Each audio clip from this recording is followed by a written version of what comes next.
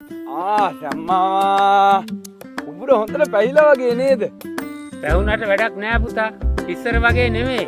කුඹුරු කරන්න ගියේ වියදම් අරලා බලපුවාම ඉතුරු වෙන්නේ වී යට දෙකයි. ඒ යට දෙකත් අන්ධකාරයට දීපුවාම ඉතුරු වෙන්නේ මගේ විතරයි. ඒක තමයි සම්මාමා මේ කුඹුරු ගිරිල්ල අතාරලා දාලා ගංජවත් වගා කරමු. පෙරම පුතා කාපංකො විතක්.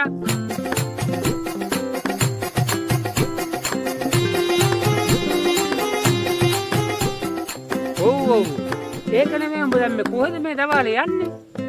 ආන් අර අලිවට කිට්ටුව තිබිලා බිම්බෝම්බයක්ද මොකක්ද යක් හම්බුණා. ඒකේ පණිවිඩේ කැම්ප් එකට කියන්නේ කියලා මම මේ යන්නේ.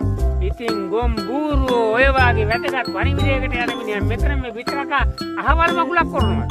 අනේ මේ හැම්මාමේ ඔයාම මට මෙතන විත කන්න දීලා මාව කයියට අල්ලගෙන ඔයාලා වගේ නිකන් ගොයියෝ නෙමේ හැම්මාමේ අපි මේ රටේ වගකීමක් තියෙන පුරවැසියෝ අපිට වැඩක් බාර දුන්නොත් අපි ඒක අකුරටම ඉෂ්ට කරනවා. මම මේ යන්න ගිහපු වැදගත් ගමන ඔයා නතර කළා මාව තියාගෙන ඔයා එහෙම කතා කියන එක වැරදි අම්මා.